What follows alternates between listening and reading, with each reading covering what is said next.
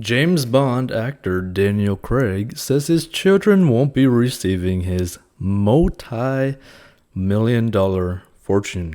So let's get into the story. But here's the thing, right? A lot of people might not understand this, but people have like very different views as to what to do with their wealth when they pass away. But let's get right into it.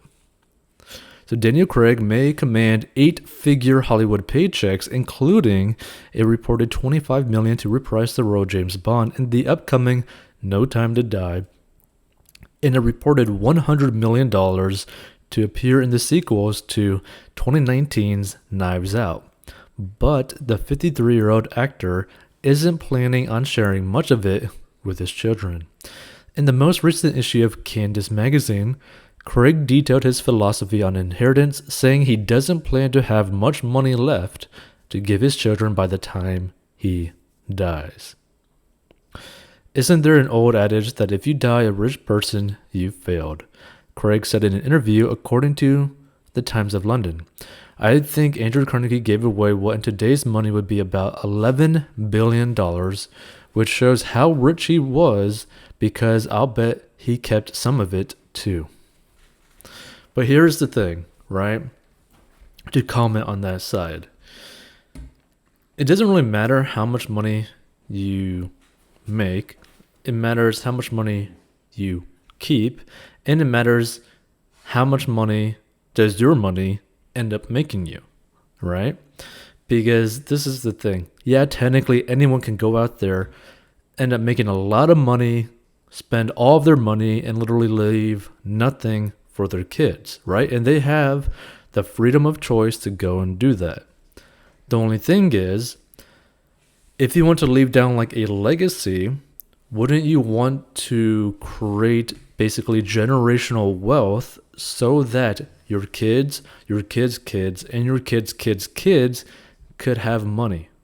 And not just any type of money, not just like barely surviving, but money to the point where they can go and achieve good with it all over the world, right?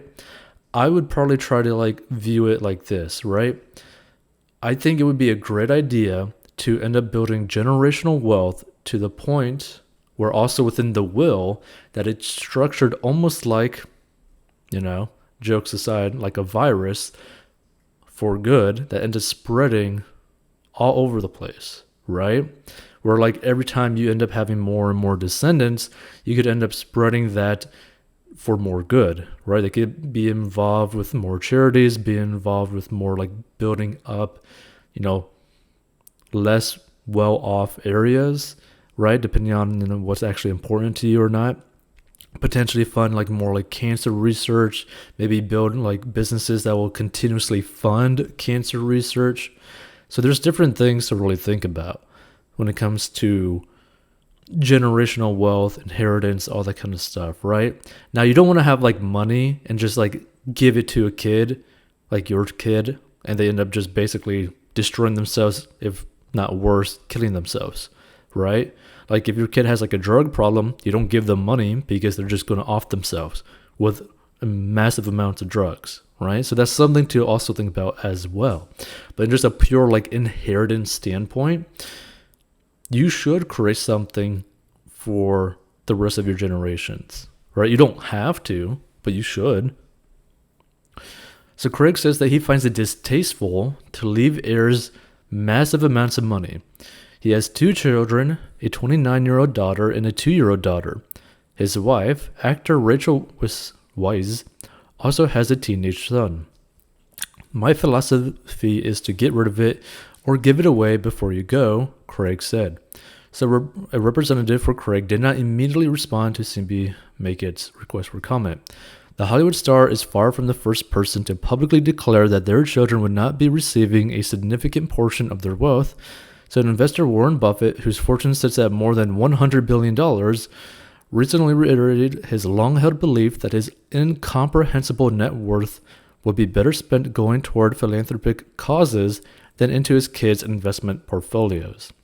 After much observation of super wealthy families, Here's my recommendation. Leave the children enough so that they can do anything, but not enough that they can do nothing, he said in a note to shareholders, adding that his own adult children pursue philanthropic efforts that involve both money and time.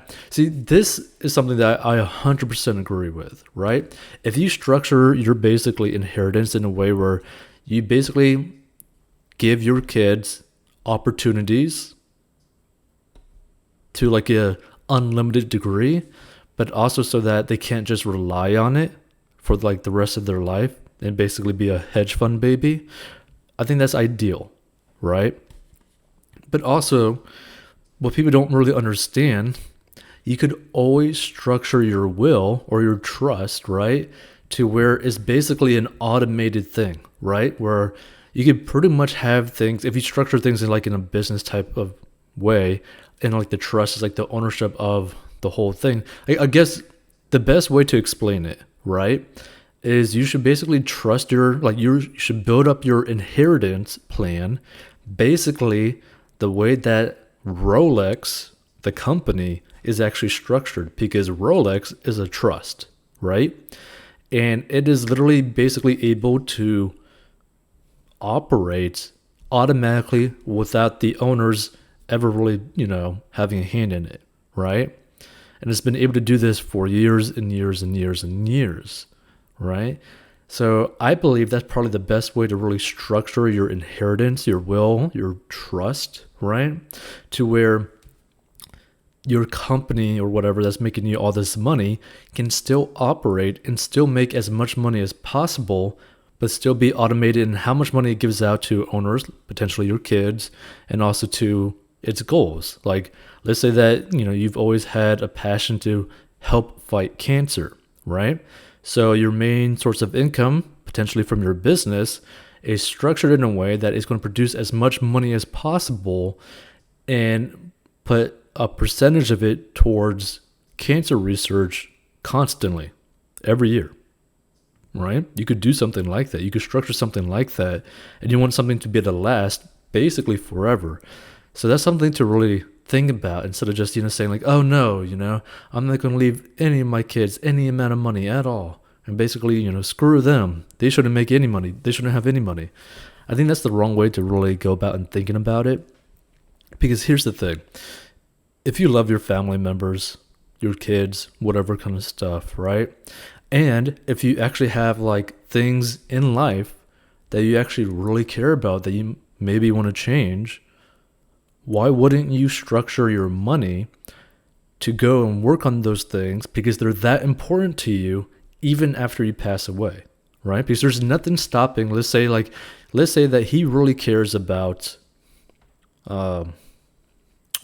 literacy rates in the world, right? Like he wants to boost the literacy rates of everyone, meaning he wants to help people read better, right?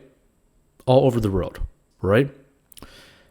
He could structure his money into basically investments that will provide a lot of cash flow, right? So he could potentially put a lot of his money into like real estate properties, right? And basically have, like, after all the costs of those being ran, right, he could funnel all the proceeds, all the profits towards boosting up literacy rates in the world, meaning, potentially paying for a school, potentially paying for online programs to help, students of any age or background being able to read, right? He could set up something like that.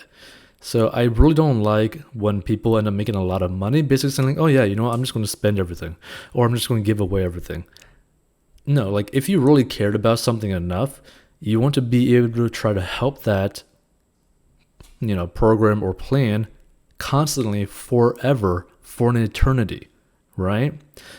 Because you don't want to do something that's like so short-lived. You want to work on something even past your lifetime, right? Because our lives are short. We could go at any moment. So why not structure something to help people even past your time? So that's something to really think about it. And if you need help with getting out of debt so that you could have the freedom to go and do something like this, go check out 40inbox.com.